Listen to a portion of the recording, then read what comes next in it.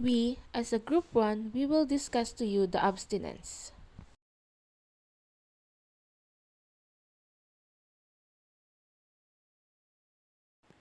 What is abstinence?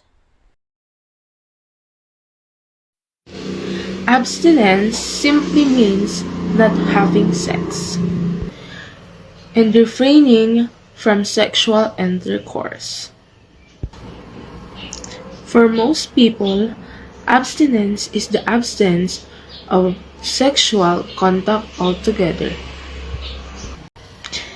It is the healthiest way to avoid teen pregnancy and the best way to avoid contracting a sexually transmitted infection or diseases. Dito po ako para sabihin ang 7 benepisyo ng abstinence. Una, ang paghuhugas ng kamay ay isang mahalagang paraan para maiwasan ang dinas. Ikalawa, ang kabutihan ng kalusugan ay labis na kailangan para proteksyon sa mga STI. Ikatlo, ang kagalingan ng emosyonal ay laging magiging basihan ng kapayapaan. Ikaapat, ang malinaw na komunikasyon ay nagbibigay ng katiyakan at kagayahan. Kalima, ang focus sa mga personal na layunin ay isang pakipakinabang na gabay sa buhay. Ika-6, ang pagbibigay halaga mga nilalaman ay isang mahalagang bahagi ng pag-unlad. Ika-7, ang pagtatanggol sa presyon ng kapwa ay nagbibigay ng kalayaan at kapayapaan. At iyon nga po pala ang 7 benepisyo ng abstinence. Abstinence in the context of sexual activity has its own set of pros and cons. Let's start with pros of abstinence. First, we have the preventing unintended pregnancies. Abstinence is the most effective method of contraception and prevents unintended pregnancies. Protection against sexually transmitted infections. Abstaining from sexual activity eliminates the risk of contracting or spreading STIs. We also have the values and beliefs. Abstinence can align with personal, religious, or cultural values and beliefs. We also have avoiding relationship pressures. Abstaining from sex can prevent relationship dynamics related to sexual pressures. We also have cons of abstinence. First, we have the lack of sexual experience. Some people may feel that they miss out on the physical and emotional experiences that come with sexual relationships. Next, we also have challenges in maintaining abstinence. It can be difficult to sustain abstinence, particularly when dealing with natural human desires. Limited information and education abstinence. Only education can sometimes lack comprehensive information about sexual health and contraception. Lastly, delay in learning about responsible sexual behavior. Abstaining from sex might delay the opportunity to learn about safe and responsible sexual behavior.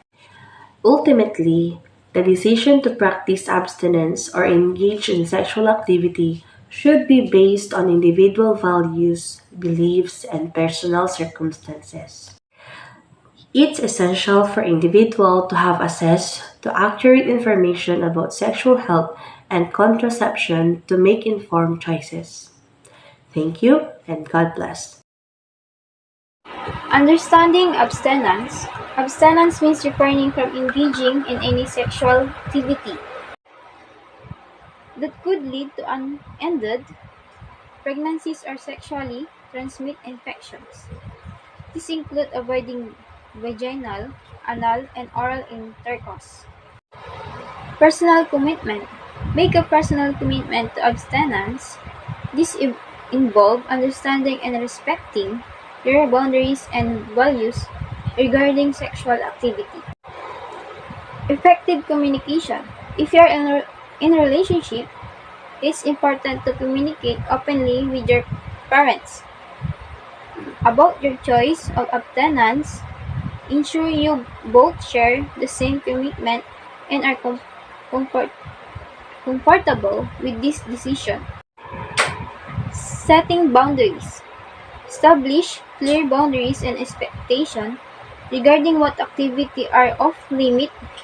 Discuss your boundaries with your partner and ensure mutual respect for each other's choice. Peer pressure. Be prepared to handle peer pressure and external influence that may encourage sexual activity. Stay firm in your commitment to abstinence. Health education. Continue to educate yourself about sexual health and contraception. Even if you're choosing abstinence, this knowledge can help you make informed decisions and understanding and importance of protecting your sexual health. Seek support. If you find it challenging to maintain abstinence, consider seeking support from trusted adults, counselors, or support groups. Remember that abstinence is a personal choice and it's essential to respect the choice of others as well. It's one of the most effective methods for preventing unintended pregnancy and STIs when consistently practiced. From my explanation, teens may choose abstinences as a contraceptive method for several reasons. Number 1. 100% effectiveness. Abstinences is the only contraceptive method that is 100% in preventing both unintended pregnancies and sexually transmitted infection, STI, when consistently practiced. Number 2. Health and safety. Abstinences eliminates the risk of STI and the potential emotional and physical consequences associated with sexual activity. Number 3. Personal values. For some teens, abstinences aligns with their personal or religious beliefs and values. Number 4. Simplicity. Abstinences doesn't require any devices, medication, or medical producers, making it a straightforward method. Number 5. Delaying sexual activity. Choosing abstinences can provide teens with time to focus on personal goals, education, and emotional development. Lastly, preventing peer pressure. Abstinences can be a strong defense against peer pressure to engage in sexual activity before a teen is emotional or physically ready. It's important for teens to make informed decisions about their sexual health and contraceptive methods. Abstinences is a valid and effective choice, but comprehensive sexual education and open communication with trusted adults can help teens make decisions that align with their individual circumstances and values.